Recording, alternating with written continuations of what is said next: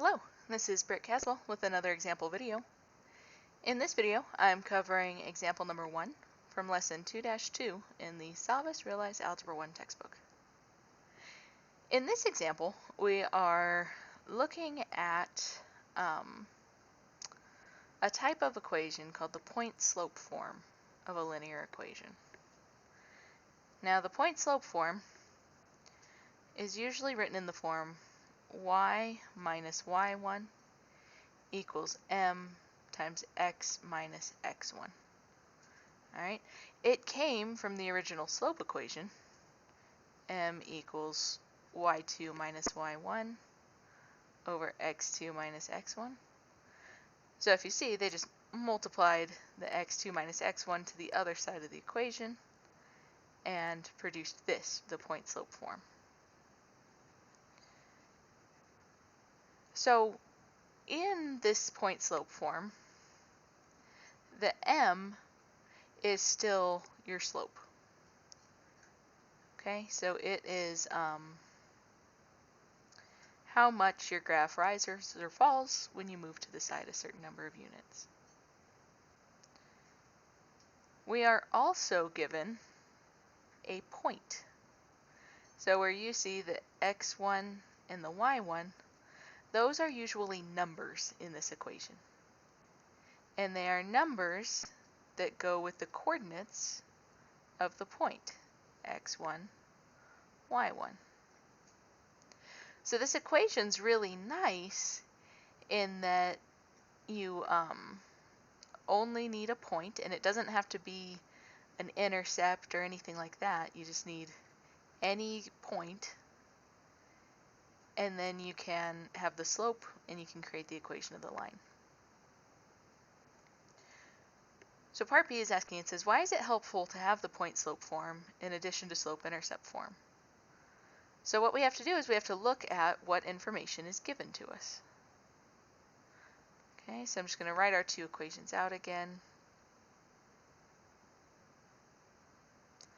Okay, both of these equations have the slope. The slope-intercept has a b value. And then point-slope has just another point. So depending on the information that you have about your graph, one of these forms is better than the other. So if you know your slope and you know your y value, then the slope-intercept is probably useful.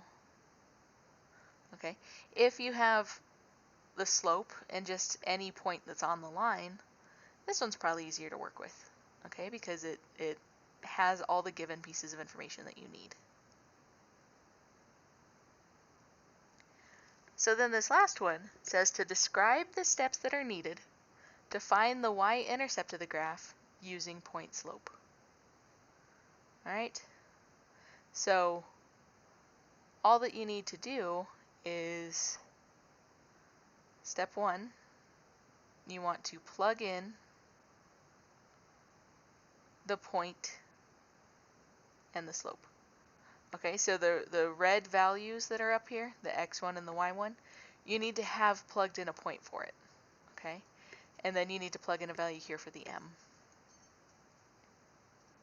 Step number 2 comes from knowing what a y-intercept is. So if I have a graph, my y-intercept is where the line is passing the y-axis. So at that particular point, the value of your x is 0. So where x is, plug in 0. Now it's important to make sure that you make the distinction between x and x1. Okay, x1 is for the ordered pair of the point that you already have. X is just kind of the filler space in the equation. We very rarely plug in things for x unless we're solving for either x or y to find another ordered pair. Alright, step number 3 is then to solve for y. So you'll use your order of operations in order to find the y value. And then step 4, put as an ordered pair. Okay, and you know that 0, y would be that ordered pair because x is equal to 0, and y then would be your y-intercept.